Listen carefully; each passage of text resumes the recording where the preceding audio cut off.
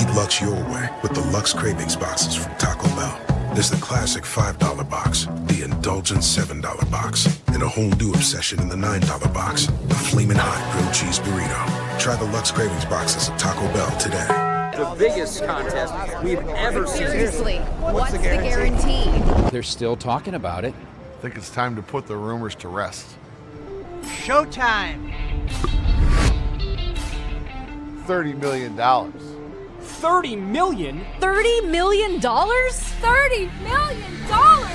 That's $30 million guaranteed. 3 contests, multiple ways to win, no rate. Entry starting at $1,000. Enter in Nevada, play from anywhere.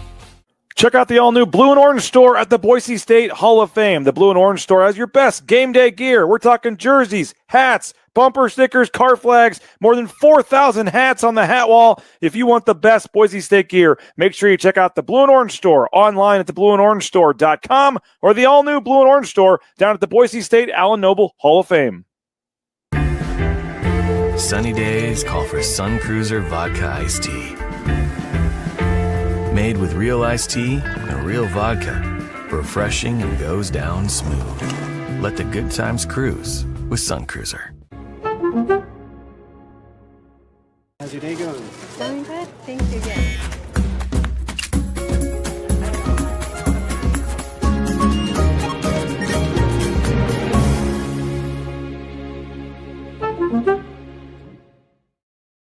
When I want Boise State to win, I trust Coach Rice to lead the Broncos to victory. And when I want the best painting and garage floor coating, I trust rowpaint.com to get that job done right. Hey Bronco Nation, this is Lily Etter with Boise State Volleyball. On the court, it's all about setting up the perfect play. And right now, Lithia Ford of Boise is serving up the perfect deal during our June anniversary sale. In volleyball, every point counts, and this June, every deal counts too. At Lithia Ford's anniversary sale, we're setting you up with incredible inventory and competitive pricing on all your favorite Ford models. Come see us at Lithia Ford of Boise, where your purchase helps support Boise State athletics through their NIL partnerships and athletic sponsorships. Lithia Ford of Boise, where Ford begins in Idaho.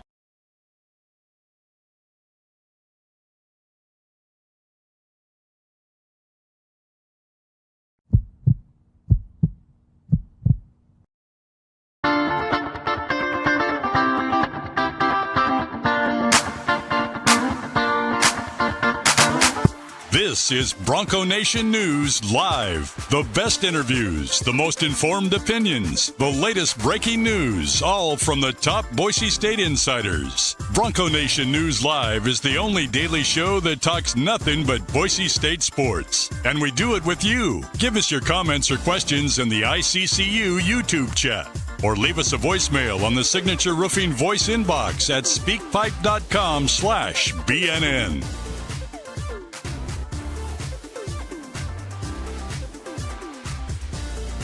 BNN broadcasts come from the Sun Cruiser Studios. Sunny days call for Sun Cruiser Vodka Iced Tea, made with real iced tea and real vodka. It's refreshingly smooth and easy to drink. Crack open a Sun Cruiser and let the good times cruise.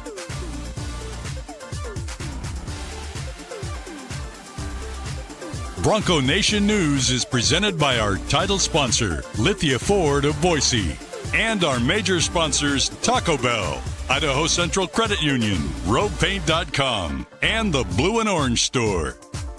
At Lithia Ford of Boise, we're proud to stand with Boise State athletics. Through our NIL marketing partnerships, we're investing in the future of student athletes. Lithia Ford of Boise, here to get you there, wherever that may be. Lithia Ford of Boise, where Ford begins in Idaho.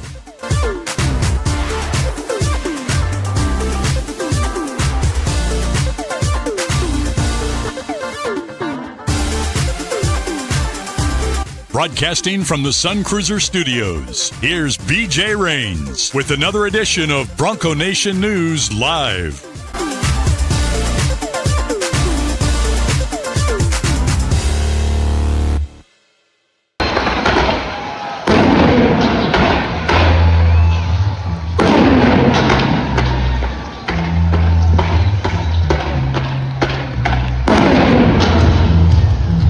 Well, the Pac-12 era officially underway. Boise State last night hosting a launch party down at Albertson Stadium. A couple thousand fans showed up, donors, boosters. Mike Prater was even there. And the flag finally raised. There it is, the Pac-12 flag, as Boise State kicks off the new era in the Pac-12 conference today. And Mike Prater, that wasn't even the biggest news of the night, so we got plenty to talk about today. But a fun night last night. Boise State, believe it, it is true, officially in the Pac-12 conference. It would have maybe sounded a little better 10 years ago, Mike Prater, but still a cool day today.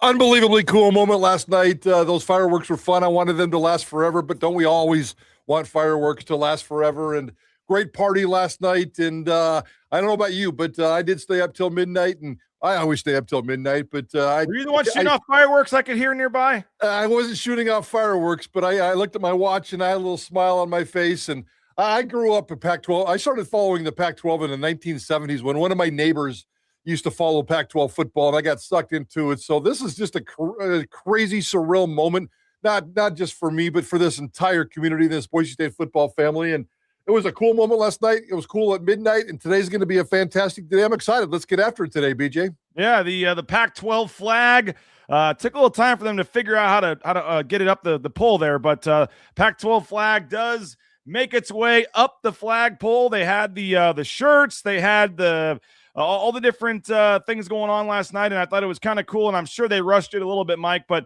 of all the logos and things that they were really working to get installed on the new turf, the last couple of days, literally while we're at the party, I see a guy like adding, the dirt and the rubber and all that, and working specifically on the Pac-12 logo. So Pac-12 logo on the football field. It was just a cool night and a lot of excitement, and it was kind of a when you throw it all together, the standing in the north end zone, which is almost done, and standing on the, seeing the new blue turf be installed at the same time, just a lot of change going on. It's a new era in a lot of ways, and I thought there was a lot of symbolism last night. But if you're a Boise State fan, man, whether you were there last night, whether you watched, Jay's live show, listened to your guys' show yesterday, there's a lot of reasons to be excited right now if you're a Boise State fan. Yeah, very stimulating, very, very, very emotional, very, very, very cool moment for this football program, and so well deserved. I mean, this is a football program that's been grinding in the mud, the underdog, the blood and the beer kind of a football program, and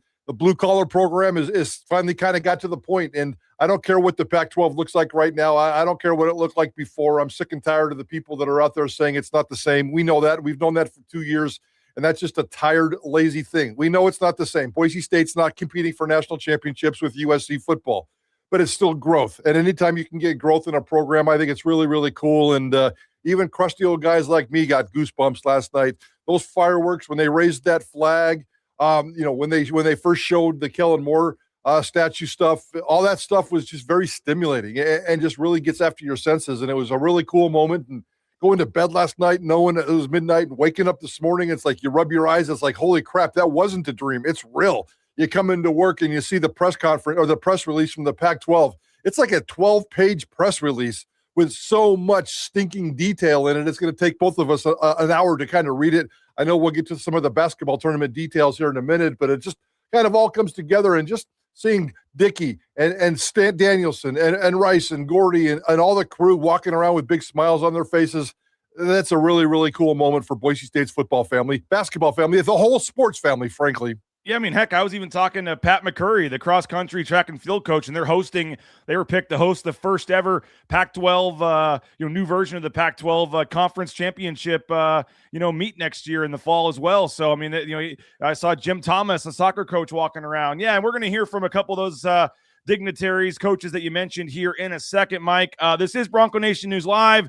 He's Mike Prater. My name is BJ Rains. We appreciate you guys for checking us out. Our title sponsor is Lithia Ford of Boise. Thanks to Jim Sturk and Company for his continued support of Bronco Nation News. Nathaniel, the first comment here. Happy New Year and a happy new era, Bronco Nation. The Pac is back. Folks are fired up. A big day as well. I got the hat on, Mike. We got, obviously, USA soccer playing tonight as well. And Skyship has not one but two predictions for you, Mike Prater. USA 3, Bosnia 1.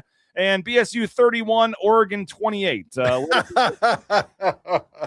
Well, let's not get too carried away about the Oregon thing. I'm going to be on board with the soccer score. So it seems like this, I don't know. I fingers crossed that the United States can pull this off tonight. It'll be pretty cool. I watched the Mexico City game last night, and what a passionate moment. What a cool thing for that country. It would be really cool if we could take the local excitement that we have here in the Treasure Valley right now and match it with national pride when we go to bed tonight. July 1st, 2026 will be a day that a lot of people won't forget. It's just kind of one of those special 24-hour periods, and I know there's going to be watch parties all over this valley tonight, so I love the hat, BJ. I love the hat, and after work tonight, after our show, we'll be settling in and watching a little soccer. Who thought that, huh? I had a couple different ones. You know, I have a insanely large head, Mike Prater, and so I don't look good in certain hats that don't fit. So I was trying to decide. I have this little old school one with the USA. I have the kind of trucker hat, America. So we'll have to figure out which one I go with before the game. I kind of threw this one on last minute. There was other news yesterday, Mike. I missed you. I thought I'd see you out there, but I know it was a busy day. The Boise Open Media Day was yesterday. I'm sure over the years you've been out there for that. And Tyler Aldridge, a former Boise State golfer, gets a sponsor's exemption. He was teeing off at one of the holes for us, and it was a hole. Now it's hole 10, I believe, so you can finish up 18 at the clubhouse there. But he just, the downhill at Hillcrest just hit one about three, just short of the green for us on the tee shot there. But it was good catching up with Tyler, and a Nampa product now gets to play in the Boise Open this year. That's cool. And John Daly II as well getting a sponsor exemption. Got a chance to chat with him for a little bit, and he did the reverse on 18. He teed it up back up the slope for us, and we had our drivers, Mike. We were out there ready to hit our balls, and John Daly II teed one off and let it fly, and we all put our clubs back in the bag. No need to even tee off. He let one fly. But fun day yesterday. There's some other news that'll be happening, Boise State related, with the Boise Open that I don't think I'm supposed to talk about yet, but we'll be getting Jeff Sanders on at some point and talking about that. But fun day out at the Boise Open. Then it carried over, fun day into the event last night. I thought it was well done, Mike. I'll be honest. When I was driving down there, I got my buddy Tyler Mays that works at Circus in town visiting for a couple days, and he was coming down with me, and he was gonna, they had the reception for the big wigs and the donors and the sponsors and all the coaches. And if you were part of that, Lyle Smith Society, all that, I thought, well, that'd be cool. Go in there, rub shoulders with all the coaches, and it's a cool thing. But if you were just a general fan, I told Tyler, I was like, I'm not sure how many fans are going to show up to this. Like, you just show up, they're going to have a fake countdown at 7:12, and there's some announcement. But I was like, I really don't know if there's going to be 20 people here or what. But they had, I think, 3,000 plus people or whatever they announced. I mean, there were tons of people in the seats, and it was packed. It was a way bigger deal. And I thought kudos to Chris Coots and Jeremiah and Jay Tust and the whole crew, because the timing of all their interviews and the countdown and the flag and everything, I thought it was a very well done thing last night. For something that's never been done before and probably will never be done again, I thought it was a really cool moment. And I'm always looking for logistics that go wrong, or, me and how my brain works. But I just thought last night was smooth. It was really cool. They had live music on one part of the concourse. That was really, really cool. Both sides of the concourse, the new north end zone, were completely packed with stuff. And you really couldn't tell. I mean, the way the stadium was and the way the noise was going on, you couldn't hear the music on one end, and you couldn't hear the commotion where the music was. And concessions all over the place, gear all over the place, thanks to our buddy Travis at the Blue and Orange store. And there was so much really gear all over the place. I found it very, very ironic. And, sometimes in this business, they kind of leak you some information. So we knew the Kellen Moore statue thing was coming, and we teased about the big event. In about a half an hour, I walked over to that side of the east side of the new concourse, where they're going to put the new statue for Kellen Moore, and that little brown spot there, right there at the beginning of the football complex. Right over the fence was a Blue and Orange store, and it had an entire rack of Kellen Moore jerseys. And some dude was sitting there contemplating, I don't know, should I buy a Kellen Moore jersey? Should I buy it? And I stood there and listened to him, kind of overheard the conversation a little bit, and just literally 30 feet across the fence there is going to become the new Kellen Moore statue. It was a really, really weird moment about a half hour before the official announcement last night. Lots of fun stuff, lots of energy last night, and it was really, really cool to see. Well, we'll get to Kellen Moore in a minute, but Jeremiah Dickey, Leon Rice, Spencer Danielson, and Gordy Presnell, the women's coach, all met with the media last night. Their excitement on the Pac-12. Let's just hear a quick bite from the coaches and JD on what last night meant, what today means officially joining the Pac-12 conference. It's hard to put into words, guys. 2 years ago, I think I was doing or almost 2 years ago, doing a press conference in the same room I just spoke to our donors, and it's surreal. Time flies, when you're having fun, and it's been a long process, and so it's a relief to a certain extent that we're taking that next step. We're closing one chapter and starting a new one. And that means a lot to our team. We have a lot more ahead of us, and we operate with that what's next mentality, and so I will enjoy it tonight, but it's on to what's next tomorrow. I'm so excited, man, and I want Bronco Nation to know, Jeremiah Dickey, when things get hard and you have someone that can trailblaze, because there was moments even through this process that I'm sure everyone was kind of like, was this the right thing to do? Now I think everybody's like, wow, this is absolutely what should be happening. I got to give JD a shout out, man, because we're now in a conference that's absolutely elevated. And Boise State needs to continue to be on the rise, continue to be cutting edge, and that we're finally here. I remember sitting on the blue, close to 2 years ago, I think, BJ, when this was announced. And now that we're finally here, so excited. Yeah, it's going to be an exciting time. I think we have to get started really fast, especially recruiting. We're going to be head up now against Oregon State, Washington State, Gonzaga recruiting. We want the good Idaho kids to come here. So we got to get off to a good start. And it's going to take a lot of help. It's going to take people's help as well, and fans' help and support, because it's a different world now, as you guys know. But excited about that.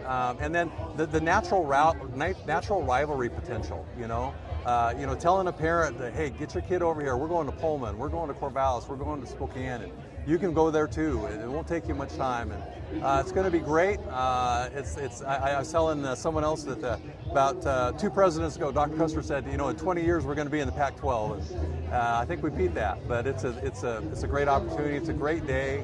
I've been in a number of leagues here, and I've never seen the excitement that we have right now. And excitement on the phone when you're talking to a potential recruit. Yeah, no doubt. It's going to be a great basketball. It's going to be the premier basketball conference on the West Coast. And, I was looking the other day, I'm like, we've had 3 teams in the national championship in the last 10 years, I believe, in this league. So, that's a pretty good place to start. But, this is an exciting time. You got the new blue turf, you got the new stadium, and it feels like a fall day, and we should be kicking off here pretty soon. Isn't that great? Yeah. We always are elevating this place. And, the moment we stop, then we should be gone. But no, we aren't. You look around you and you're like, man, this place is getting better and better and better. And you credit our administration, JD, and all the things he's done.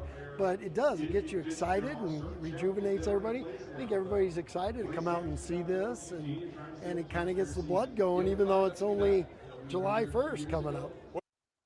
Mike, a lot of excitement, obviously. What excites you? You think about, we heard Gordy Presnell talking about maybe some more of the regional rivalries, and everyone on the men's side certainly is looking forward to Leon Rice and Mark Few and Gonzaga that one time a year coming down to Extra Mile Arena, and obviously the football and that just Pac-12 brand. But when you think about today and the future here, what has you? Again, I'm not trying to put a buzzkill on this, but it's not the Pac-12 that it was 5-6 years ago. It's not what fans, when you say, oh, they're joining the Pac-12, they wanted to play Oregon, they wanted to play USC and the real big boys and all that. And it's obviously a different looking league, but it's still a step up from the Mountain West. It's still progress. When you think Pac-12, the Boise State, the era that starts today, what are you looking most forward to? What do you think fans are looking most forward to? Yeah, and first and foremost, based on what you just said, it's, Boise State's in the same athletic family that it should be right now. I don't care what kind of label you put on it. You can call it the Big Sky, you can call it the Big Whack, you can call it the Mountain Blue, whatever you want to call it, the Pac-12, the Pac-10, the Pac-8. They're with the right set of football family, the right set of basketball family, the right set of athletic department, like-minded families. And then that's pretty cool. So don't get stuck up on stupid and ridiculous labels or the Pac-12, which is 108 years old. By the way, think about that. This weekend, we're going to celebrate 250 years of our country. The Pac-12 is 108 years old. I feel like Abraham Lincoln started the Pac-12 way back in the day. It's that kind of old and that kind of history. We're not going to be chasing that kind of history. We're going to be creating our own new brand of history. And that part to me is really, really exciting. I get a little jaded when we bring up the rivalry talk around here because we've been trying to create it ever since the days of Nevada and Idaho. And those days are long gone. Those are the natural rivalries that Boise State's always had. But that doesn't mean now that they have this new family that you can't create new rivalries. And I'm open to the fact that the geographics of it. Obviously, Boise State Gonzaga basketball is going to be spectacular. Nothing. I don't need to tell you that. Everybody knows that. The only thing that scares me about that one is, can Boise State be competitive in those games? I mean, if Boise State plays that first game against Gonzaga, whether it's up there or down here, and it's not competitive in this basketball program, is that would stink for me. But we'll deal with that certainly down the road. The Washington States, the Oregon States in football, I think that's going to be kind of fun. But I also think we have to have patience. There's no way that Washington State, I shouldn't say no way. I don't have a lot of faith in Washington State or Oregon State being good elite football programs to the Boise State level for a year or two. And I'm not even sure Oregon State's ever going to get that back. If Kirby gets that back, then he's going to be gone. But we'll see how that happens. I just think the fans being able to drive to Logan, being able to drive to Pullman, and some of these rivalries, if they catch the right wave, if they catch the right mojo, I think there can be a rivalry. And I think that part's really, really exciting. And I think today is 30 years to the day, Mike, that they joined the FBS Division I, 30 years ago. I believe it was 1996, right? July 1st, that happened. So you think about, I know Gordy Presnell joked about Bob Custra saying 20 years ago. And when you do think about all the different leagues and conferences and what the last 30 years have entailed, as someone like you that's been covering this program and watching this from even before that, how do you put in perspective, us standing there last night, the new version of the blue turf rolling out, the North End Zone project being done, the Pac-12 flag raising up with fireworks, thinking about where this program was just 30 years ago? Everybody loves what Jeremiah is doing right now. And no offense to Jeremiah, because we're all on board, and we all know that he's doing a fantastic job. But there was a lot of that kind of stuff, a lot of JD behavior, even before JD got here. It's one thing to celebrate a grand opening of a new basketball gym. Let's pick on the Idaho Vandals a little bit. They put out a fantastic, elite, spine-tingling press release once every 15 years.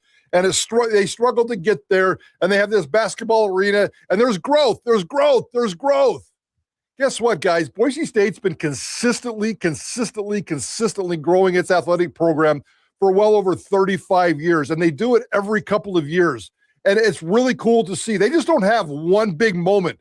They have a consistent amount of big moments. And in 1980, when they win a national championship, heck, we can go back to the 50s when they won a national championship. 80, they won a national championship. In the 90s, they go off and compete in the FBS. In the 2000s, they do what they do. No necessary explaining there. And they just continue to grow. 5 conferences. I'm a beat reporter who's covered a football team that's been in 5 different conferences. And every single one of them has the feeling that we have today of significant growth, of significant excitement. They're all different. All those conferences were different, and the feelings, and the circumstances around them were all different, but it's growth. And the fact that Boise State has this 30, 40, 50-year consistency of just steady growth, kind of like the city of Boise. It kind of works, guys. They're not going to stop. They're going to keep going and doing what they're going to do, and that's really refreshing to see. I don't need to wait 15 years for my next press release about something exciting happening. At Boise State, it happens all the time. And somebody asked Jeremiah Dickey last night. I mean, there is all the legal stuff going on in D.C., and one of the things, and it's not finalized, nothing's official, but one of the provisions or things Mike would kind of put, at least temporarily, a curtail or a slowdown or a stoppage on some of this expansion with some of the power conferences. And I know there's, like I said, it's not official, and I'm guessing there's going to be rewording of that and things like that. But there was a question about, hey, like, this is, what'd you say, 5th conference in 30 years now, and they keep rising up. Like, is this it? I mean, is this going to be a while until it happens again? Or what do you see the future of this? Was there any thought in your mind just about last night and that and what the future holds and where, is this the last time we have a night like that for a while? I think so. And we talked about that on with Ball Game the other day. And that's the one thing about this one that does feel different. This could be the end of the road. But again, 20 years ago, I wasn't Bob Custra saying Boise State's going to end up in the Pac-12. I was the other guy that said, no way that's going to happen. We'll talk about that on Idaho Sports Talk today. Kind of an apology to fans that nobody expected this day to get here. And I fought against it. I didn't fight against it. I just didn't think Boise State would ever be in the Pac-12 when this community has been dreaming of the Pac-12 for 20 plus years. Now, the way it turned out, nobody ever saw this coming. So there's a little bit of a give and take there. I think that this very well could be the end of the road, but that's not a bad thing. That's not a bad thing. Maybe in 15 years, Boise State reinvents itself. But in the meantime, if you can take the family members and the like-minded institutions that they have right now and turn, because outside of this Pac-12 family, it's kind of people are looking at the Pac-12 and they're always reminding us that it's not the past, that it's kind of watered down, that it's no different than the Mountain West. I completely disagree with that. It's much better than the Mountain West. Just spend the next 10 to 15 years to restore the credibility of one of the greatest conferences in all of this country and the greatest conference on the West Coast in this country. And if you can rebuild it to that over the next 15 years and dominate and chase CFP money, whether it's Boise State or everybody else participating, that's the challenge ahead. And I think that's exciting enough for me. Should we go Kellen next, or should we stay on the basketball format and stuff? Let's talk a little Kellen. All right, let's do Kellen Moore. Kellen Moore, the statue, we'll show you it. We'll talk about it here in a second. And there is some news, a bracket officially out for the Pac-12 basketball tournament. We'll show you that and get to that in a little bit as well. But Lithia Ford of Boise, the anniversary sale is going on now. Lithia Ford of Boise, if you are looking for a new vehicle, Jim Sturkin Company, they have you covered at Lithia Ford of Boise. New or pre-owned vehicles, now is the time. Lithia Ford of Boise. Check them out online, lithiafordboise.com. Hey, Sun Cruiser, we appreciate them as well for their support of Bronco Nation News. Sun Cruiser, whether it's a iced tea vodka, lemonade vodka, so many options, so many different flavors and things you can get. So we hope you'll take advantage of that. Sun Cruiser, perfect beverage for the weekend, 4th of July, barbecues, golfing. Pick up a Sun Cruiser today. Idaho Central Credit Union, Pearson Carmichael, he has re-signed, renewed another year with ICCU. We appreciate ICCU for their support of Bronco Nation News. Saw Shelby Lindley there, Mike, one of the dignitaries last night. Always enjoy catching up with Shelby and appreciate Idaho Central Credit Union. There's a branch pretty much on every corner, but the easiest, that mobile e-branch online banking right there in your smartphone. Check them out online, iccu.com. Also saw our friend Todd Michael with Jackson's. You can save up to $32 at Roaring Springs when you buy 2 Coca-Cola products. Simon Avalos from Coca-Cola, he was there. The whole crew was there last night, but we appreciate Jackson's, and they're going to be sponsoring our post-game shows again, and we got some cool stuff planned for football season with the Riley and Ridge show and bringing some players back again. But if you want to go to Roaring Springs, buy 2 Coca-Cola products at Jackson's, and you can save up to $32 by doing that. And don't forget, during the World Cup going on right now, 99-cent bigger fountain drink. So you can use your Let's Go Rewards app and get that bigger fountain drink for just 99 cents from our friends at Jackson's. All right, Mike, you mentioned the cat was kind of out of the bag. I mean, they're selling Kellen Moore shirts randomly last night. The lanyards they were passing out to people had Kellen's logo on there with the 11. I mean, it was pretty obvious what was going to be happening, but nobody knew for sure if the statue was going to be there, if it was going to be, unveiled later, if they had even made it yet. Like what they're, I mean, I'll be honest, that statue pretty much done. I know they're still finalizing some things, but you saw the picture and all that. Like, I mean, that's obviously been in the works for a little while, and maybe some people knew privately, but it for the most part was kept a pretty good secret until the last couple of days. And so kudos to everybody involved in there. By the way, kudos to Capital 11, Travis Hawks and Company. They're funding a good portion of this as well, which is pretty cool. Capital 11 will have their name behind this Kellen Moore statue. So Travis Hawks, one of our sponsors, friends, not surprised that he's, heavily involved in this. But Mike, what'd you make of the news, the announcement, the video? I've got a cool video here of Spencer that I'm going to play in a second, but just that part of that announcement around 7:00 last night, I thought was really cool, and fans were pumped up. And there's a little semantics. I guess the statue itself, of actual Kellen Moore from head to toe is about 9 feet. When you put it on the little base it's going to be on, it's about 11 foot tall. So you can call it 9, 11, whatever you want to call it. It's going to go right there, like you said, in that open spot there in the, I don't know what they're going to call that, a courtyard, or I don't know what that's going to be called. There was some grass there, a part of the new north end zone, but, massive statue, bigger than Kellen Moore itself, much bigger than the Lyle Smith statue, opposite corner of the stadium. But people have been asking for a long time, Mike, statues, retired numbers, Ring of Honor, and this is probably the start here, and maybe that becomes a plaza where there's, more down the road. But Kellen Moore deservedly gets the first one, and it's a big one. 100% deservedly so. And it's not even debatable. So I love the fact that the whole statue with that base, like you talked about, is going to be 11 feet tall. That's the perfect one. I was wondering if they were going to work at 50 and 3 in there somehow, and we can see how that plays out. But I thought that was really cool. Right now, kind of, I don't know if it's clay or, eventually the statue will be bronze, but, the video that Boise State put out last night, it's still in that molding and stuff. It's really, really cool looking, guys. You never worry. I always worry about statues, how they're going to come out. And we've seen some really disastrous statues. And me, I'm not a statue guy. I've had a lifelong of belief that you shouldn't get a statue until you die, but we don't want Kellen to die for about 90 more years. So he deserves a statue. And the conversation that I found very, very entertaining and funny was the debate. And, this is just an opinion, so I'm not right or wrong. Nobody is. It's just an opinion. But I couldn't believe the debate about who should it be? Should it be Ashton Jeanty? Should it be Jeremiah Dickey? Should it be Coach Pete? Guys, there's no debate. If you're going to create one statue one time right now, it's Kellen Moore. It's all about Kellen Moore, and it's not even close. Ashton Jeanty will get his time. Chris Peterson was a coach who just came here as a job. Kellen Moore left his blood, sweat, and tears in this program and changed this program and elevated this program and did things in this program that will never be seen before. Yeah, he did it in conjunction with Chris Peterson, and it never would have happened without Chris Peterson, but it's got to be Kellen Moore. There's no debate. It's an absolutely beautiful statue in the right spot. I think it's done perfectly. Sometimes I like to nitpick on Boise State. I thought this was absolutely perfect. Actually, I will nitpick on Boise State. Get rid of that grass in that courtyard and put down blue turf. You got a whole bunch of it laying around. You got scraps laying around from the construction workers. We saw that last night. Get rid of that crappy green grass and lay down a little blue turf right there in that little courtyard. It's in the northeast corner at the entrance of the football complex, a brand new entrance for the stadium that's going to be absolutely beautiful and very, very cool. And let's do what you just said. Let's turn this sucker into a courtyard, a statue, whatever you want to do it. And knowing Jeremiah Dickey, maybe we get a statue release every couple of years. Next, it should be Chris Peterson. After that, it should be Ashton Jeanty. And after that, I don't know, let's shoot for Maddox Madsen. That was a joke. That was a joke. Yeah, and maybe the grass is a placeholder until they get some sort of courtyard or plans. Who knows on that?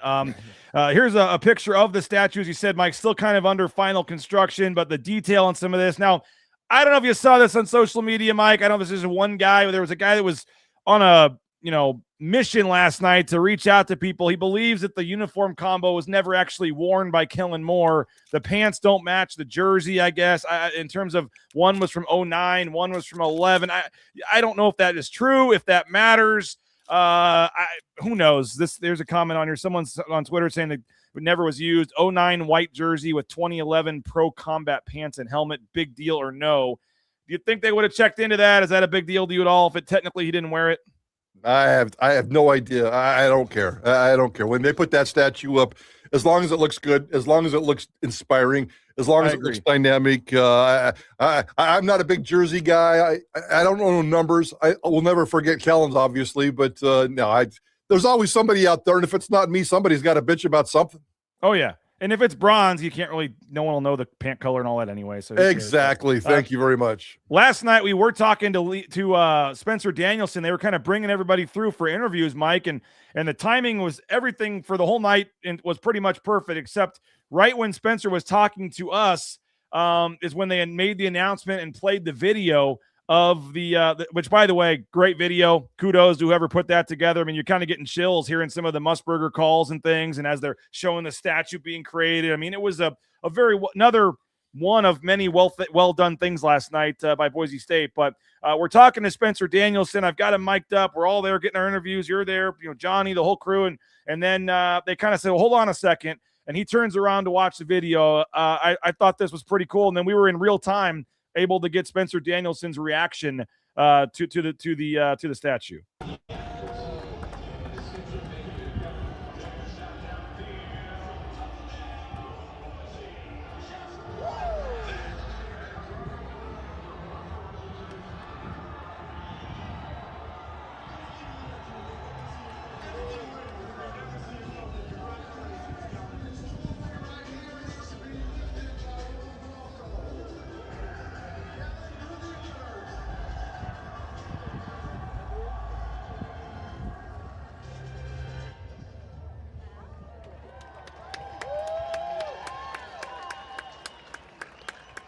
That's awesome.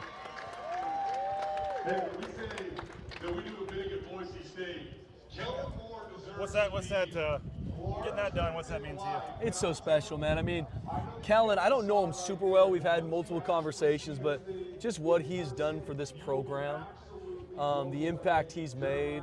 I know when JD brought that up to me about honoring him with a statue, I couldn't be more excited, man, because he's helped build this place, and just so thankful for him. I even, Kirby Moore is obviously in our conference, who's a great coach, and we're going to go to battle. Just so much respect for their family and what they've been able to help build this program with.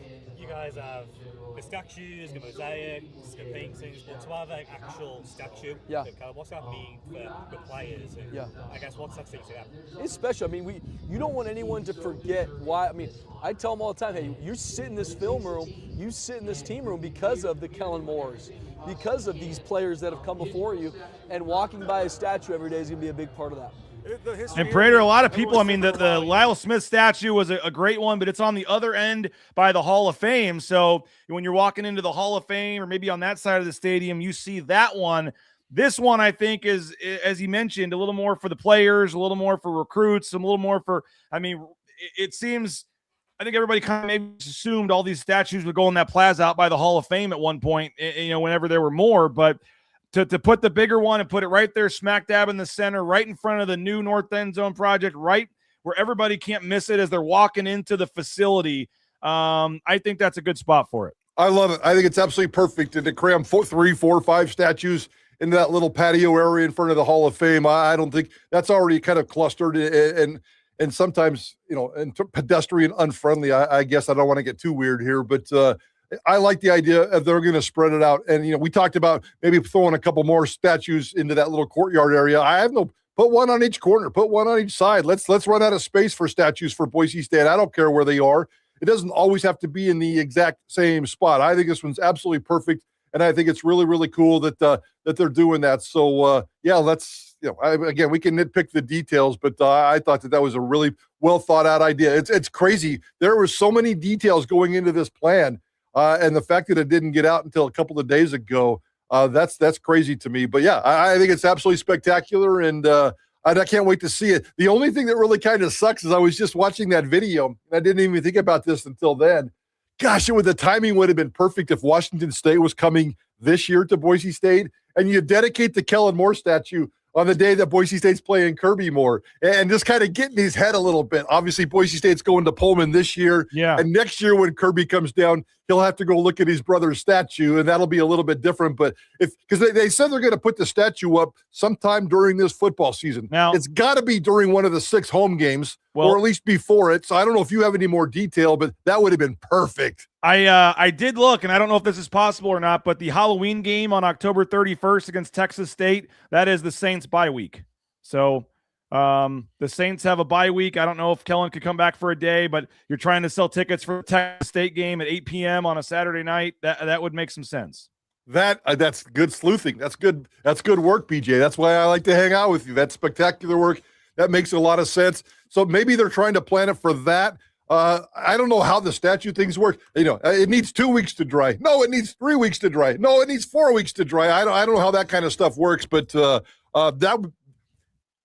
now that I think about it, and I didn't even think of that detail, you've got to have Kellen Moore here for that day, don't you? You got to have him here for that day. And the summer probably would be easier on Kellen's schedule if they could have had it already done or whatever. Some people were wondering if he would come today, but I think he probably needs to come when it's officially unveiled. And I actually give Greg Frank a little credit. We were together looking at the schedule last night when we discussed that. So Greg, shout out to Greg as well. But I've been saying this. I think we've talked about this numerous times over the years, Mike, just the lack of Boise State has so much history, and they lean on that so much, and they don't do a great job of showing that off in a lot of ways, in my opinion. I think the Hall of Fame needs to be completely redone. I mean, we've talked about this, whether it's the Ring of Honor, however you want to do it. There's just so many historic players, and I know they have the Hall of Fame, but I just think that there could, and I know that's on Jeremiah's list, and that's things they want to do. And at one point, Kurt Absey talked about remodeling the Hall of Fame and having that plaza out there and stuff. But I mean, there should be 3 different areas with the 3 different Fiesta Bowls all playing on a loop somewhere that folks can go stand and watch, like you're at Walmart when they're replaying them on there, or used to at one point, with all the trophies and all the, the game used gloves from this guy in that game. And there should be interactive stuff where you can press it and learn about the hook and ladder and learn about this and more, another whole area dedicated just to Lyle Smith, and another whole thing for this and that. And so, I mean, I know they're dealing with space issues, and maybe at some point, if they redo the south end zone at some point and put in and, redo the varsity center. And I know they have huge projects and bigger goals, Mike, but at some point, I think that, but that's always been one criticism I've had, is that they have so much history and all they do is talk about the family and the brotherhood and bleeding blue. And in my mind, at least, I don't think they do enough to do that. And so this is a start. And I know they have bigger plans, but it is nice to see finally something happen in that direction, and we'll see where it goes from here. But that has been one thing that has been lacking, and it's nice to see and not surprised that Jeremiah Dickey realized that and started to change that. It's taken Boise State 8, 10, 12 years to get out of a funk of where they didn't have a lot of appreciation, respect, or maybe it was time and resources for the past. There was a lot of superficial lip service type of stuff. But in terms of actually getting stuff done and building the past, recognizing the history, making good decisions, heck, for 10 years, they stopped putting players in the Hall of Fame. They just shut down the Hall of Fame. There's no reason to do stupid things like that. So, in terms of players coming back, for a long time, the players kind of had to do it on their own, and they had to force their own parties and their own reunions, and there wasn't much help. Again, a little lip service from Boise State. So those days are gone, guys. Those days are gone. And Boise State 100% celebrates the past. And it's not only player driven, but it's still athletic department driven, and it's administrative driven, and it's campus driven. And it's really, really cool to see when they can get it all together like that. So that part is really, really cool. And I don't think it's going to stop. They still have a lot of things to do. I'd personally stop talking about retiring numbers, guys. It's ridiculous for college football programs to retire numbers. I don't care if Boise State has one guy from 100 years ago, his number's retired. Let's move on. Let Jim McMillan have his number and never, ever retire a number. But a ring of honor or something up along the facade of the Stickle Skybox, you could put a little circle, 11, Kellen Moore, 2, Doug Martin, or whatever, 22, Doug Martin, or whatever it is. You could do that kind of stuff. So I think maybe that could be the next kind of thing is to kind of, there's so much space. There's so much blank space across the front of the facade of that skybox. You could do a lot of fun stuff there. And they've done a great job with the new ribbon boards coming to the stadium. That thing last night, and this is one thing that we haven't really said yet. I was going to bring that up next. Yeah, they got a lot of work to do, BJ, but over the next 6 weeks to kind of detail that thing up. But gosh darn, man, we've been into some big football stadiums in our life, and Boise State's is really starting to look like a big-time football stadium. I used to criticize it. The only thing that stadium had was concrete. That ain't the case anymore. Well, hold that thought for 1 second. The blue is also very blue. I want to get into that and the new color of the blue turf. Taco Bell, TacoBellWorks.com. We appreciate the Nicolason family, SON Management Group. They just donated $1 million, folks. You heard that announcement a couple of weeks ago to Boise State, their second $1 million donation. Return the favor. Get out to a Treasure Valley Taco Bell location today. Try their Cantina line. So many great options, and whether it's the bowls, the tacos, so many great options at Taco Bell. It's delicious. It's affordable. It's quick. And like I said, return the favor. If they're investing in Boise State, you can return the favor at a local Treasure Valley Taco Bell location. I mentioned Travis Hawks, Capital 11. They're going to be a big part of helping pay for this statue. You can return the favor there and get your officially licensed Boise State merchandise at the Blue and Orange Store online at theblueandorangestore.com. They've got the Allen Noble Hall of Fame location, more than 14,000 hats on that hat wall there at the mall. So if you want officially licensed merchandise, the stuff the coaches and players are wearing, you can get those customizable jerseys right there in minutes at the Hall of Fame location. Do that from our friends at the Blue and Orange Store. Again, online at theblueandorangestore.com. Matt Bauscher Real Estate, number one ranked realtor in not only the Treasure Valley, not only the state of Idaho, the Northwest, and he's coming probably for the entire country here at some point. 252-9877, BauscherRealEstate.com. Helped us buy and sell our home, and he can do the same for you. Matt Bauscher and Bauscher Real Estate. Signature Roofing online at mysignatureroofing.com. Appreciate the crew there at Signature Roofing. If you're looking for a new roof, a repair to your roof, an inspection estimate, they got you covered online at My Signature Roofing. Again, mysignatureroofing.com. All right, Mike, a lot of things we were looking at yesterday and talking about and seeing, and you mentioned the ribbon boards. Now that they're wrapping all the way around, where that Hall of Fame plaza is and where folks can come out and see the blue, the ribbon board now wraps around that. They're putting in new ribbon boards on the other side. They've already got the ribbon boards installed across the front of the new north end zone as well, which I think it's a small thing, but I think that's going to be a big deal to now have another all the way across the end zone ribbon boards right there is just going to be a big deal. And, I kind of was supposed to wear a hard hat and sign some waiver and kind of just waited till the lady wasn't looking and edged my way over further and further last night into that north end zone. Mike, and you see the seats are in, and a lot of the countertops are starting to be put in, and they do have about 4 weeks here till Banana Ball when it needs to pretty much be officially done, and can't wait to see what the inside looks like. But that thing is it's nearing completion, and especially where you guys were doing your show, and if you go a little further down to the other end, when you kind of look back at it, I mean, it just personally, I wish it was a little bigger, a little higher. I wish they, I know they had some constraints, money, size, all that stuff, but it's a heck of a project, and it does change the look of that stadium and the feel of that stadium, and that's another thing that people have been talking about for years, and to see that thing only 2, 3, 4 weeks away from being done, that was pretty cool to see as well. Unbelievable. And we know the old North End is special, and God bless, the thousands that turned that North End zone into a reputation, into a tradition, and that should never be forgotten. Maybe we need to have they in Seattle, they have the 12s or whatever, maybe the North End Crazies or whatever, but just kudos to the past of what there is. But this is going to be absolutely fantastic. By the way, I'm glad you weren't the only one. I got kicked out twice yesterday as I was snooping around, once because I didn't have a hard hat on, and 2, because I was in an area where I wasn't supposed to be, because I was kind of sniffing around and doing some of the same things you did. I had never seen the North End Zone before. I know they had a couple of media tours, and I missed those media tours, so I was kind of giving my own last night and got in trouble and got kicked out a couple of different times. It is really, really special to see, and it's really, really cool to see. And I love the detail. I love all the detail and all the things that they're doing. It's beautiful craftsmanship, beautiful artistic work. The architecture is really kind of fun. And it's very functional and very open. You can walk the concourse now, 360 degrees, guys. Think about that. The wooden bleacher guys, you old guys that sat on wooden bleachers and went home and pulled splinters out of your ass every morning after every game. You can now do an entire 360 lap around the entire complex, and that's really, really cool. And as you know, Jeremiah Dickey has been spouting, and he came on our show yesterday. They've got a lot of projects. They got the east side, they got the west side, they got the south side, they got premium seating and basketball. But I think the number one thing he wants to put a shovel in the ground next, the entertainment district, the hotel, all that other kind of party fun stuff on the east side of the stadium. They put all that stuff together. It's going to be like Disneyland. I can't wait to see what happens next.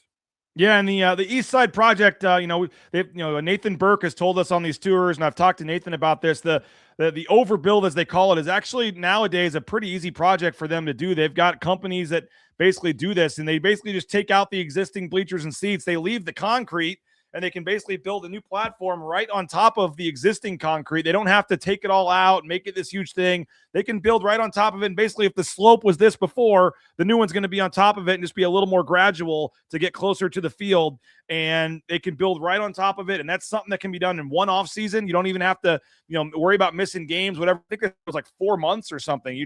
The season ends, and by like the summertime, you'd have, basically 3,000 new seats it would add per side. So you could add 5,000 to 6,000 seats back into the stadium if you're able to pull this off. You would also get the seats closer to the field.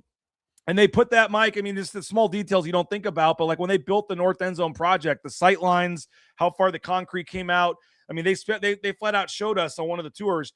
You see why the concrete on the end comes out this far? Because look straight down. That's how far it's going to come out when the overbuild comes. And they've got all the design and everything already kind of in the works. And so they're doing the feasibility study now, I know, on some of that. And you're right. The big thing that has to happen is the concourses, especially on the east side, have to be updated because it's too crowded as it is, and you can't add 3,000 more seats over there without adding new restrooms and bathrooms. And maybe that's part of the entertainment wing you're talking about. Maybe that's all kind of done at the same time. I don't know, but the bowels of the east side there have to be completely redone to get more restrooms, to get more concourses. And I don't know if that has to be done in the off season before they can put in this overbuild. I don't know, but I don't think we're as far away as some might think. I mean, I think 2, 3, 4 years, you could have the overbuild on that side and do the concrete or the concourse and the restrooms. And that, you're talking about changing the look and feel of the stadium. If all of a sudden the seats are 25 foot closer and all that extra, carpet where the track used to be is gone, and you've got 5,000, 6,000 more seats in there,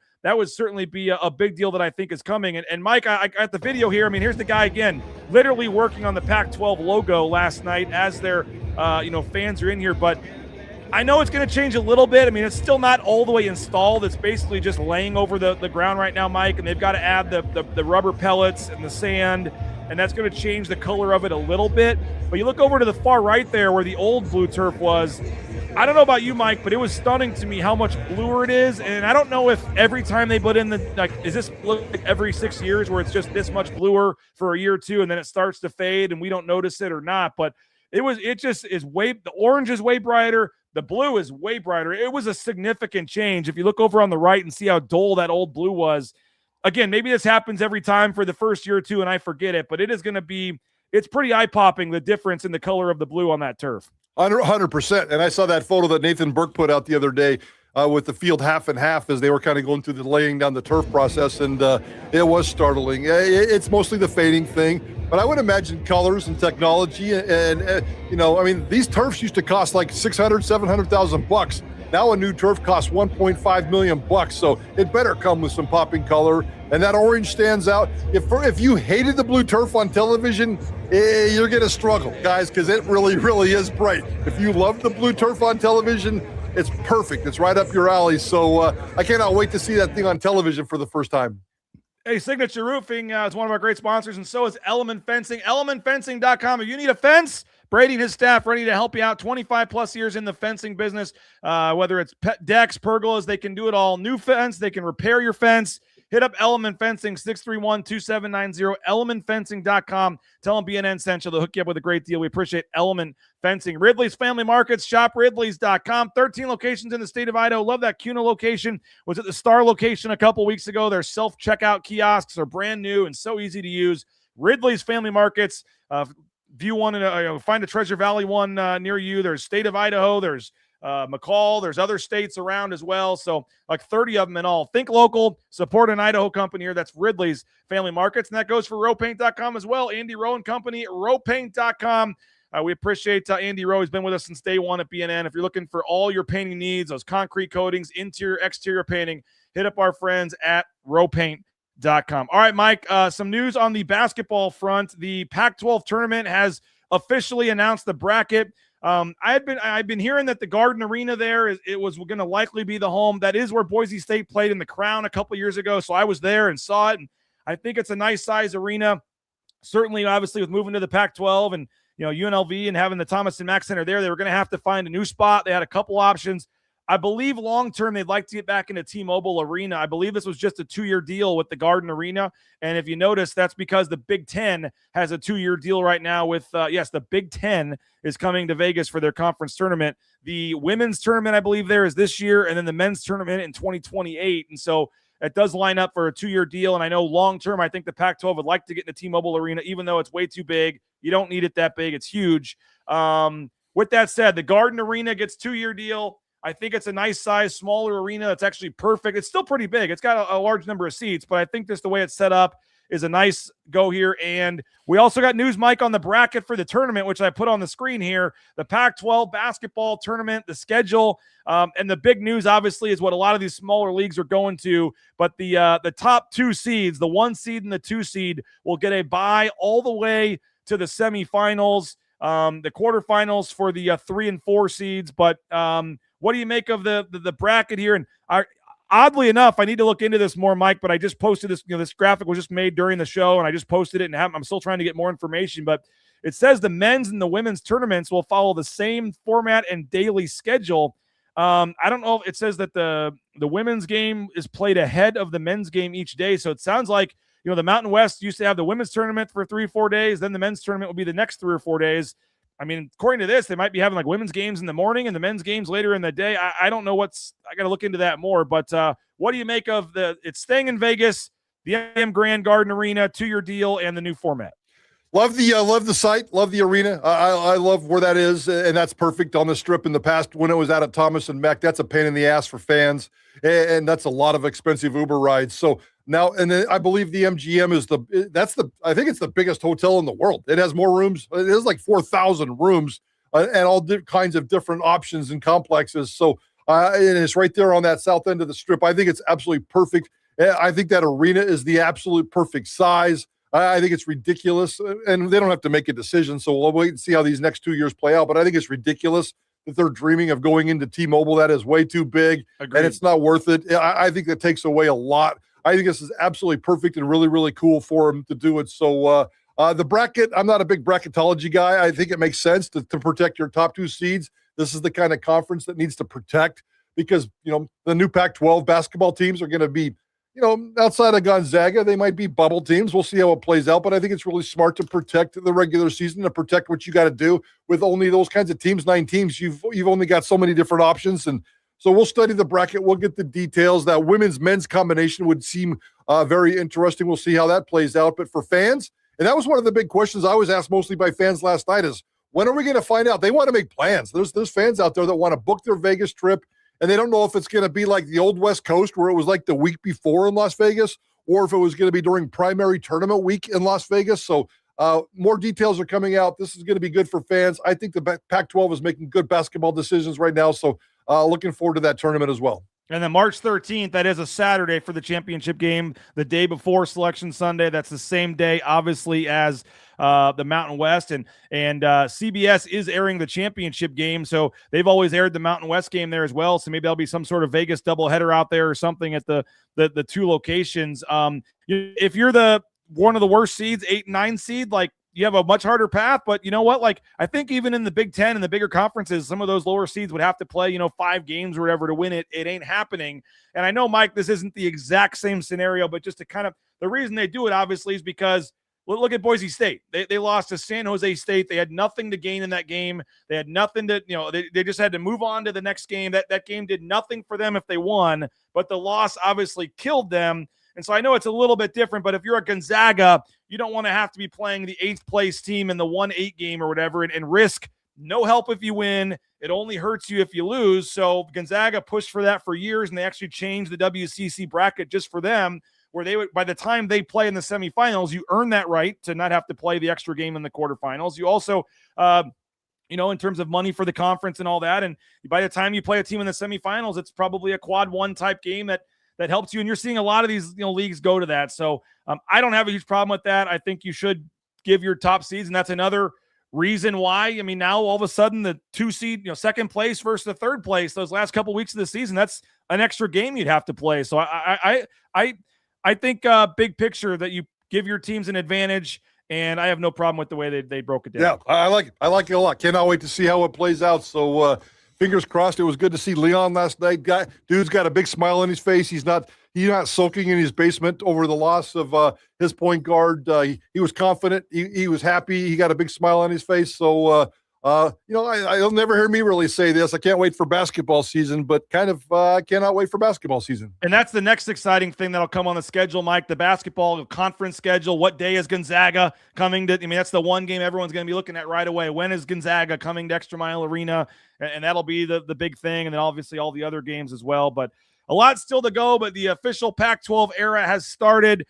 We'll have some of the similar conversations. But what's on tap for a big edition of Idaho Sports Talk today? Yeah, Mike? We're going to talk about the big day. We're going to have a lot of fun with the emotions of what's going on. We're going to break down a lot of the details that the Pac-12 released today as well. So we'll get into a lot of that. We'll talk a little soccer as well. And, I know Alexander Madison's going to join our show tomorrow as we talk about his camp that's coming to Boise. I think you might even get a shot at him. He's bringing this very, very unique camp to Boise. So looking forward to catching up with Alexander Madison tomorrow, and just a lot of Boise State celebration love today. So even Prater can't screw this one up. It's kind of a fun day, guys. Well, even Prater gave us 15 extra minutes today. We appreciate you, Mike. I said, hey, we got too much to talk about. We might go an extra minute or two, guys, and maybe some of you didn't like it. I don't know. Most of you did. Prater said, I'll give you. We can go till 10 o'clock today. I still went to 10:02. So, but I appreciate it, Mike. A lot to talk about. Fun day, and we're always in the, your show, my show, looking for ways in July to have stuff to fill a show. And they helped us out yesterday with plenty of news and things. So we'll be listening 3 to 6, Idaho Sports Talk.